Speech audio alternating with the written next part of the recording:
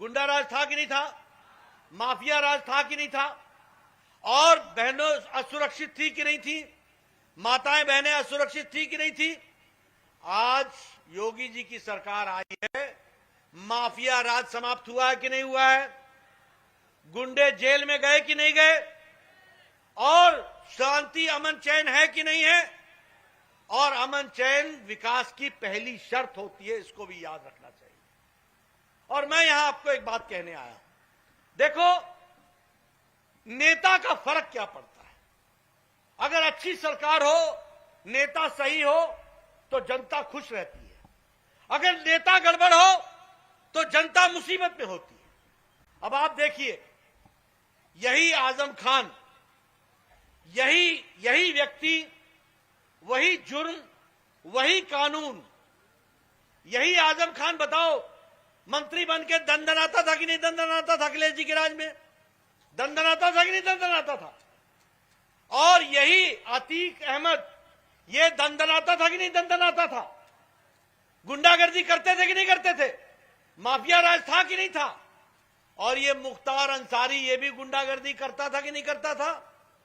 और जुर्म करते थे कि नहीं करते थे? आज पहले अखिलेश जी के जमाने में ये मौज मना रहे थे, दंदनाते थे। आजकल योगी जी के जमाने में तीनों जेल के अंदर बैठे हैं, तीनों जेल के अंदर बैठे हैं। ये है व्यक्ति के बदल जाने से कानून वही होने के बावजूद कानून अपना रास्ता अख्तियार करता है। किसी ने, पत्रकार ने पूछा कि अखिलेश जी कह रहे थे कि इनको गलत कानून के अंतर्गत अंदर किया है।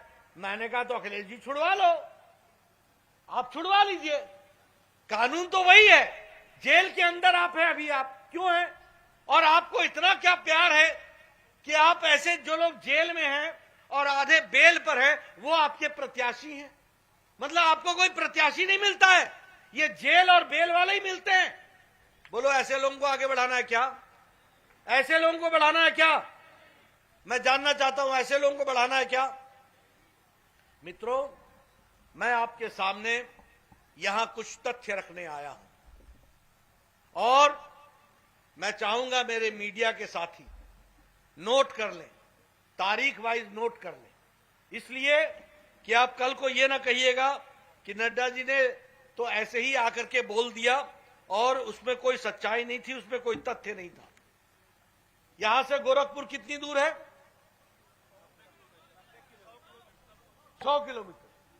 आप लोगों को मालूम है ना कि 22 मई 2007 को गोरखपुर में 3 बॉम्ब ब्लास्ट हुए थे, 3 बॉम्ब ब्लास्ट। एक बॉम्ब ब्लास्ट हुआ था बलदेव प्लाजा में, एक हुआ था गणेश चौराहा में और एक ब्लास्ट हुआ था जलकल बिल्डिंग में। 15 लोग मारे गए थे, 50 लोग घायल हुए थे। तारीख बता रहा हूं, 22 मई 2007। इसमें यूपी की पुलिस स्पेशल टास्क फोर्स और एनआईए ने तहकीकात की और एक हरकत उल जिहाद उल इस्लामी, इस संगठन का व्यक्ति और इसके साथ साथ एक संगठन जिसको इंडियन मुजाहिदीन कहते हैं, ये 2 संगठन के आदमी में 2 लोग पकड़े गए। एक का नाम था हाकिम तारिक कासमी और दूसरे का नाम था खालिद मुजाहिद। हाकिम तारिक कासमी ये आजमगढ़ का रहने वाला था और खालिद मुजाहिद जो था ये जौनपुर का रहने वाला था। जब इनको पकड़ा गया तो इन्होंने बताया कि जो बम ब्लास्ट संकट मोचन में मंदिर में हुआ था वाराणसी में, उसका भी काम इन्होंने ही किया था। इन्होंने बताया कि जो मुंबई ट्रेन ब्लास्ट हुआ था लोकल ट्रेन में, जिसमें 200 आदमी मारे गए थे, वो भी इन्होंने ही किया था। इन्होंने बताया कि जो कचहरी बम ब्लास्ट हुआ था अयोध्या में, लखनऊ में और वाराणसी में, वो भी इन्होंने ही किया था। इन्होंने बताया कि दशाश्वमेध घाट में जो बम ब्लास्ट हुआ था वो भी इन्होंने ही किया था।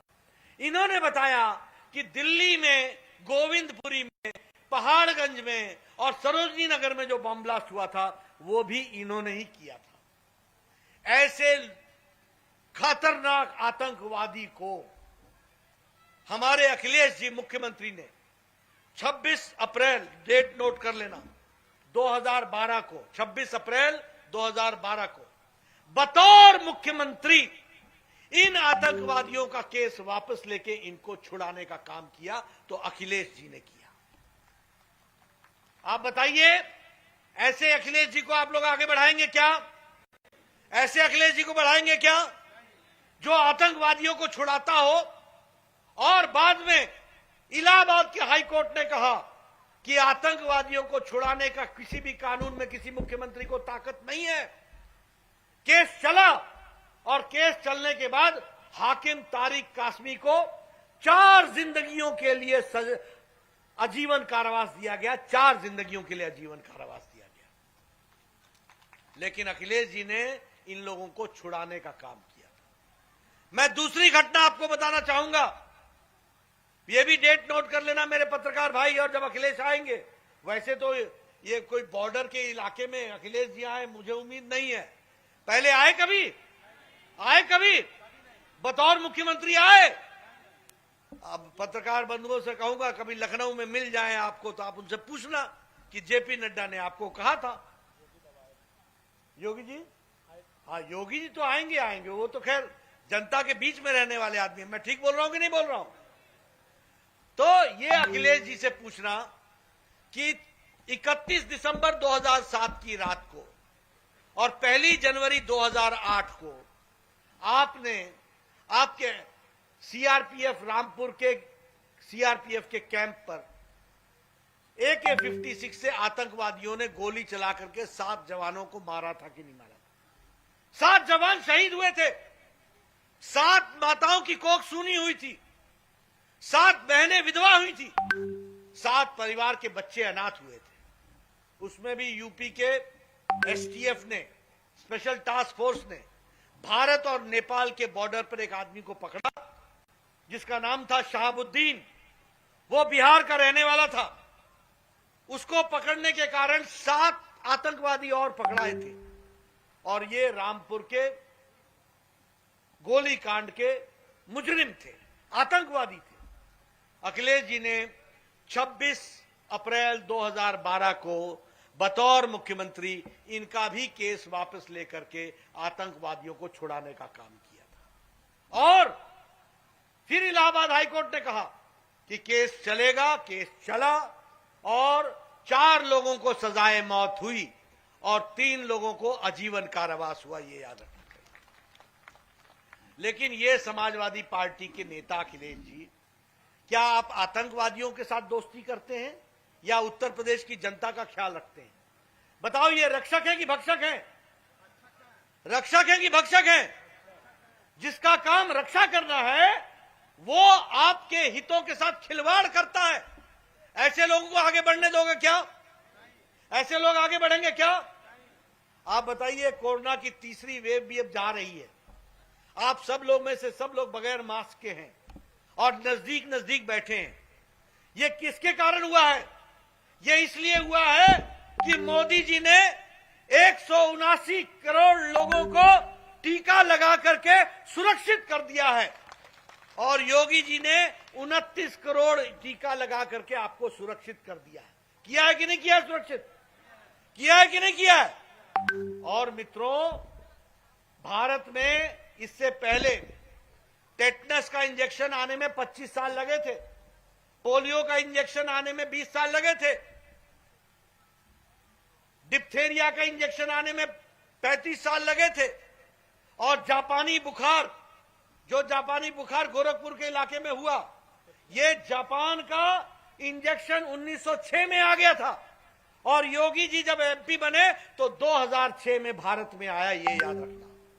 लेकिन कोरोना 2020 की जनवरी में आया और मोदी जी ने 2020 के अप्रैल में इंजेक्शन बनाने का काम शुरू करवा दिया और 9 महीने के अंदर एक नहीं 2-2 टीका, 2-2 इंजेक्शन भारत को दिया तो मोदी जी ने दिया। और उस समय अखिलेश जी क्या बोलते थे? ये मोदी टीका है, ये बीजेपी का टीका है, इसको मत लगाना, इसको मत लगाना। और चुपके चुपके दोनों ने, पूज्य पिताजी ने और अपने, खुद लगा लिया मोदी टीका, चुपके चुपके। कोई फोटो देखा अखिलेश जी का टीका लगाते हुए है? और देखिए, अपने तो चुपके चुपके कर लिया और उत्तर प्रदेश की जनता को गुमराह कर दिया कि टीका मत लगाना, ये टीका ठीक नहीं है। बोला था कि नहीं बोला था? बोला था कि नहीं बोला था? ये उत्तर प्रदेश की जनता को गुमराह करने का काम अखिलेश जी ने किया कि नहीं किया? और आपने मोदी जी की बात सुनी, आपने 22 करोड़ की जनता में पहला डोज सबको लग चुका है और दूसरा डोज भी 80% लग चुका है। 29 करोड़ से ज्यादा इंजेक्शन लग चुके हैं। आप टीका लग गया है, अब मौका है एक टीका 3 तारीख को, मोदी टीका 3 तारीख को आपने लगाना है और एक बार फिर से प्रेम सागर को भेजना। भेजेंगे ना?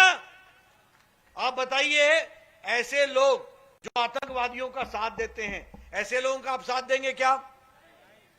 जो लोग गरीबों का अन्न छीनते हैं, उनका साथ देंगे क्या? जो लोग गरीबों को सिर्फ गुमराह करते हैं जात के नाम पर और धर्म के नाम पर, उनका साथ देंगे क्या? मित्रों, हमने साथ उसका देना है जिसने महिलाओं को सशक्तिकरण दिया है। हमने साथ उनका देना है जिसने महिलाओं को, युवाओं को ताकत दी है, जिसने प्रधानमंत्री गरीब कल्याण अन्न योजना में भोजन पहुंचाया है, जिसने टीका लगा करके देश को सुरक्षित किया है। आप बताइए, मोदी जी ने 130 करोड़ की जनता को कोरोना में बचा लिया कि नहीं बचा लिया? बचाया कि नहीं बचाया? इसलिए मित्रों, आप समझिए कि देश किसके साथ आगे चल रहा है, किसका समर्थन करना है, किसको आगे लाना है। और मैं आपसे निवेदन करने आया हूं, बोलिए, प्रेम सागर जी आपके बीच में रहे हैं हमेशा कि नहीं रहे हैं? आपके साथी हैं कि नहीं है? गरीब की चिंता करते हैं कि नहीं करते हैं? लोगों का ख्याल रखते हैं कि नहीं रखते हैं?